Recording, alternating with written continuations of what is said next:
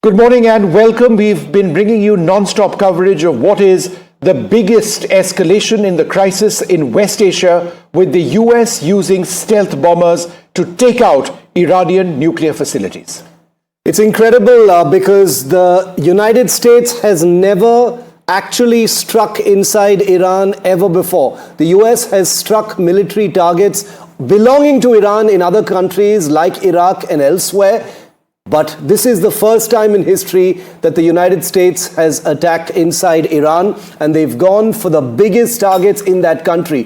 3 top-level nuclear facilities, Isfahan, Natanz and Fordo, all of them reinforced facilities, some of them buried deep under mountains. This is considered to be one of the biggest strikes ever and the first by the United States in Iran. Vishnu and I are tracking all aspects of this unfolding story. There are still many unanswered questions, but we do have a significant degree of detail as to how this strike actually took place. It is virtually certain now that the attack was carried out by a squadron of B-2 Spirit stealth bombers operating from we don't know where just yet, but it is likely that these bombers were deployed in the region from at least April this year, according to a whole line of experts that we've been speaking to here on NDTV. So Trump bombs Iran continues to be our top story at this point of time. In terms of a couple of details that we can share with you at this stage, Natanz, Isfahan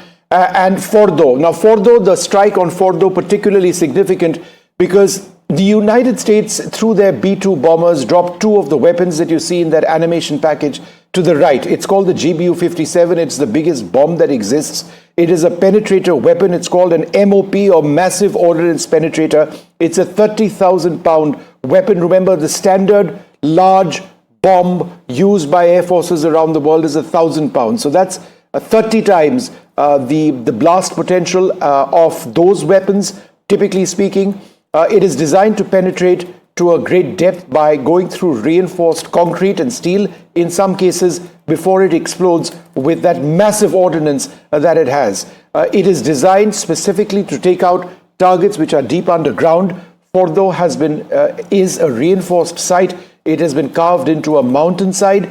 But in as much as we are talking about the use of this weapon system, what we should also mention is that the US did use 30 at least submarine-launched Tomahawk cruise missiles, which has been a standard go-to for the US Armed Forces in attacks whenever they carry them out. Those were used, as we understand it, to primarily target Natanz and Isfahan. Now, there have been very basic reactions which have come in from Iran, which says that the attacks on Fordo have not achieved very much, but I think with satellite imagery likely on its way and available perhaps in the next couple of hours, we'll get a clear idea. But I think besides the military aspect of this is where this is all leading, because we need to look at it from a geopolitical perspective.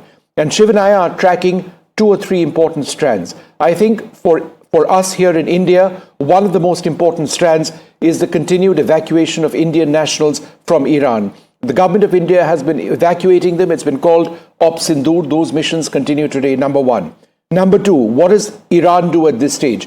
Does Iran get onto that table, much like Pakistan did in a completely different context, and say we want to end this? Number 1, we will not be lobbing ballistic missiles at Israel, or will Iran, as they have vowed to do, attack American targets as well if America attacks? Will America's attack? What will Iran do next? Those are 2 of the key strands. Shiv. Very key strands that we're tracking right now, Vishnu. Also the possibility of Israel conducting some manner of preemptive attack, because remember, Iran, that has just had 3 of its principal nuclear facilities bombed, it is near certain that there will be some kind of a response. There is an outside chance that this whole thing will just wind down towards peace and negotiations, but it is very likely that some form of retaliation is going to happen in the foreseeable future, perhaps even later today. Could it be another swarm of missiles? Remember, there have been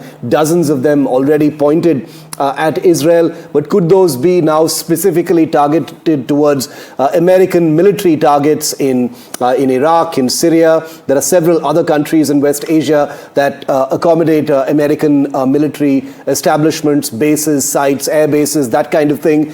So there's no shortage of those just across the Strait of Hormuz and the Persian Gulf. There is a plethora virtually of targets for Iran to pick from should it choose to actually do so. There is talk of the possibility of a retaliatory cyber attack on Iran and Israel and the United States. So all of these scenarios are currently there. But what we're looking at right now, and what Vishnu and I, along with our colleagues on the ground who will be joining us in just a moment, are looking at are the two strands that Vishnu just mentioned. And before us, as we decode the rest of this unfolding story, are three of the premium nuclear facilities of Iran, the very basis, the very genesis of any possible breakout nuclear capability in that country that have just been possibly damaged for many, many years. We don't know specifically how long it will take for these sites to actually get back to speed, or whether they will at all, given how the world has changed in the last few hours.